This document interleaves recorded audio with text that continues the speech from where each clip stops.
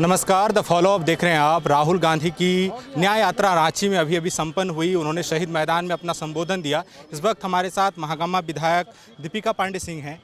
Ma'am, Rahul Gandhi की न्याय यात्रा आज उन्होंने संबोधन दिया, मुलाकात विधायकों से हुई, क्या कहेंगी?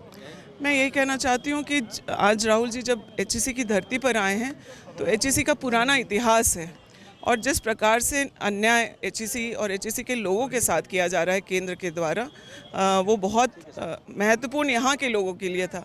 राहुल जी ने यहाँ के दर्द को समझा और उस बात को उठाया।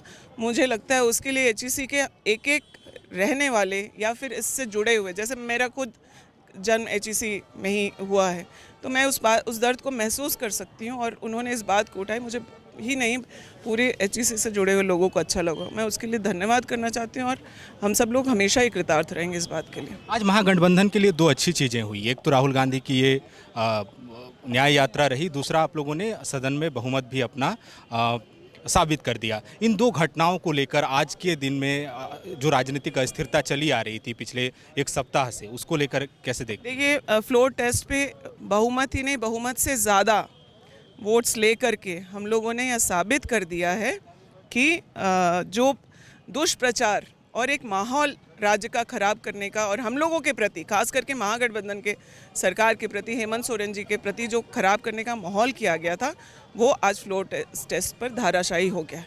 आज अगर इस राज्य में युवाओं की कोई बात है तो उसको हम लोग जो है पूरी ताकत से उठा रहे हैं और उनका निदान भी हम ही लोग करेंगे। आज हम लोग फ्लोर टेस्ट जीते हैं और महागठबंधन की सरकार जिससे अच्छे से काम करी थे आगे भी करेंगे। मैम, एक सवाल बहुत ज़रूरी है। बिहार में जातीय जनगणना हो गई जब महागठबंधन की थी, अब तो सरकार वहाँ बदल गई। आज राहुल गांधी ने कई बार मंच से जातीय जनगणना की बात कही और झारखंड में आप लोगों की सरकार है। अभी कार्यकाल हालांकि अब 10 महीने बचे हैं और 4 साल का पूरा हो गया। यहाँ पर ये काम हो जाना चाहिए। राहुल जी ने जो बात करी है उसके बारे में सदन में हम सब लोगों ने कई बार उस बात को उठाया है और वह केंद्र के पास, हम लोग एक रिजर्वेशन बढ़ाने के लिए जो विधेयक था वो केंद्र के पास पेंडिंग है। लेकिन जातिगत जनगणना की जिस बात को राहुल जी कह रहे हैं, केंद्र में हमारी सरकार आएगी तब पूरे देश में कराने की बात कर रहे हैं, लेकिन झारखंड में वो जल्द हो जाएगा और तत्काल होगा। एक आखिरी सवाल लूँगा बिल्कुल, कि जिस तरह से राजनीतिक अस्थिरता चली आ रही थी, पूर्व मुख्यमंत्री अभी हिरासत में हैं और राहुल गांधी की आज जो न्याय यात्रा हुई, कुछ ही महीनों में लोकसभा के चुनाव हैं और झारखंड में राजनीतिक स्थिति के दृष्टिकोण से भी ये यात्रा जो है वो कितना बूस्ट मैं आपको करेक्ट करना चाहूँगी, राज्य में राजनीतिक अस्थिरता नहीं थी। राजभवन इस प्रयास में था कि वो राज्य में अस्थिरता लाए। इस बात को हमें समझना पड़ेगा और ख़ास करके जो हम लोग यहाँ रहने वाले हैं, राज्यपाल महोदय तो आए हैं जहाँ से वहाँ जाएंगे, लेकिन राज्य में जो करने का वो प्रयास कर रहे थे उसको हम लोगों ने विफल किया।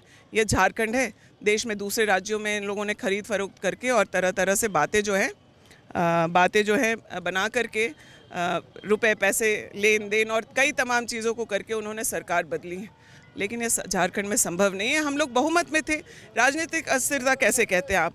और इसी न्याय की बात को लेकर के राहुल जी यात्रा पर निकले हैं। जो संवैधानिक संकट इस देश में लाने का काम भाजपा ने किया है, उसके लिए हम लोग उनको 2024 में उखाड़ करके फेंक देंगे। चलिए, शुक्रिया, थैंक यू। तो ये दीपिका पांडे सिंह थी और उन्होंने कहा कि ये जो न्याय यात्रा है ये कई मायनों में बहुत अहम साबित होने वाला है। शुक्रिया। TheFollowUp.in, like, share and subscribe.